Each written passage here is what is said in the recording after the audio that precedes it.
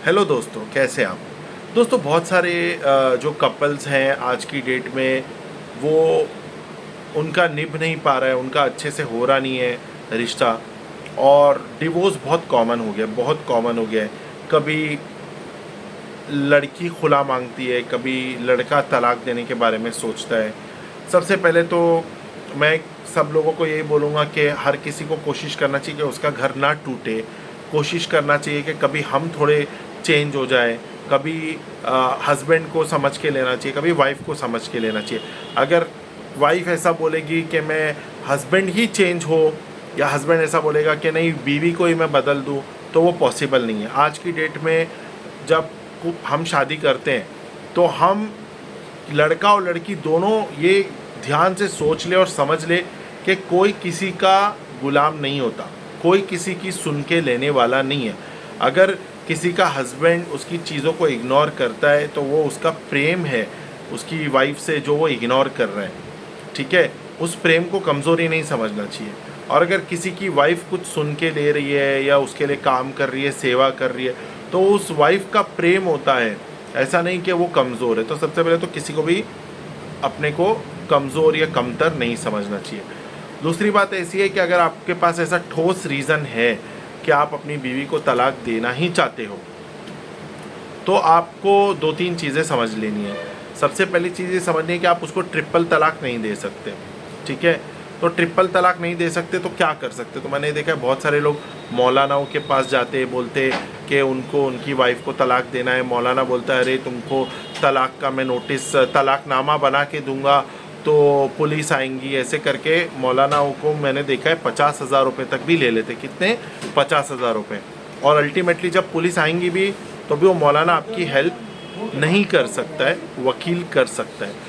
तो अब अगर आपको डिवोर्स देना है आपकी वाइफ को, आपने ये ठान लिया है, समझ लिया है, तो आपको क्या करना है। सबसे पहले आपको डिवोर्स का डायरेक्ट लेटर नहीं भेजना है कि मैंने तुमको डिवोर्स दिया। तो क्या भेजना है आपको, आपको जो है उसको सबसे पहले notice of intention of divorce देना है। मतलब ऐसे कि आप उसको एक नोटिस दोगे कि भाई तुमने ये किया, तुम्हारी ये चीज़ें हैं जिसकी वजह से मैं तुमको डिवोर्स देना चाहता हूँ।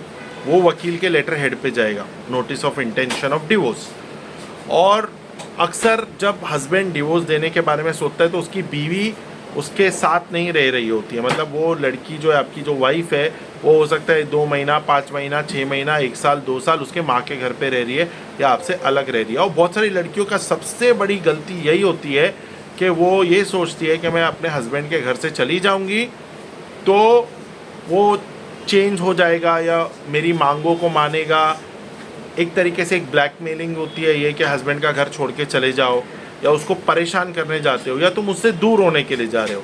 तो अगर लड़की को सही में शादी निभानी है, वापस आना है, तो हस्बैंड के बुलाने पे आ जाना चाहिए। जो लड़की लंबे समय तक नहीं आ रही है, मतलब उसको शादी नहीं निभानी है, तो हस्बैंड भेजेगा सबसे पहले notice of intention of divorce कि तुम्हारे ये चीज़ों की वजह से, ये हरकतों की वजह से मैं ये सोच रहा हूँ कि मैं तुमको डिवोर्स दे दूँ। ये भेजने के बाद वो लड़की क्या करती है, वो लड़की पुलिस में जाके कोई झूठा केस करती है, या वो लड़की फ़ोन करके बोलती है मैं वापस आना चाहती हूँ, या वो लड़की किसी वकील के पास जाके तुम्हारे notice of intention of divorce का जवाब देगी, ठीक है। तो ये 3 चीज़ें हो सकती हैं। अब तुमने notice of intention of divorce दे दिया, मतलब तुमने अपने आप को उसको एक मौका दे दिया कि तुझे सुधरना है, आना है तो आ जा। अब वो जो जाएगा उसका फॉर्मेट हम आपको दे देंगे, आप नीचे दिए हुए नंबर पे हमें कांटेक्ट कर सकते हो।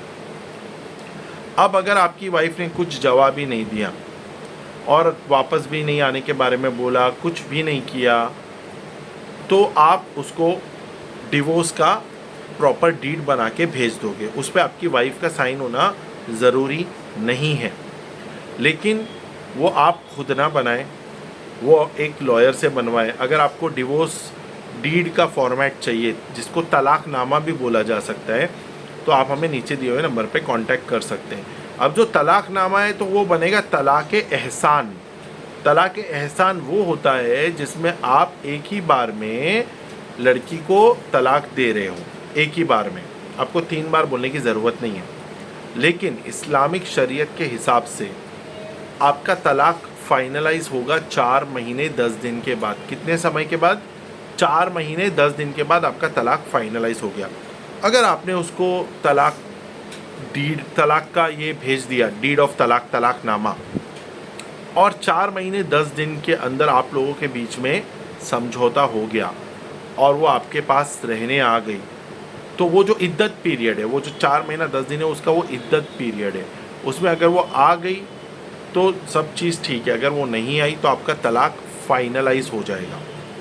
अगर इस 4 महीने 10 दिन के अंदर उसने ये बताया कि वो प्रेग्नेंट है, तो आपका तलाक फाइनलाइज तब होगा जब वो बच्चे को डिलीवर करेगी, और जब वो बच्चे को डिलीवर करेगी उसका खर्चा आपको देना है। हो सकता है 10, हो सकता है 5-6 महीने, वॉट एवर टाइम हो, वो case to case basis depend है। तो आप तलाकनामा भी अगर बनवाना चाहते हो तो आपको बहुत अच्छे से और सस्ते में बन जाएगा। 40-50 हज़ार रुपये मौलाना को देने की ज़रूरत नहीं है। और जानकारी के लिए आप हमें नीचे दिए हुए नंबर पर कांटेक्ट कर सकते हो, चाहे आप इंडिया में कहीं भी हो। Thanks for watching, bye bye, take care.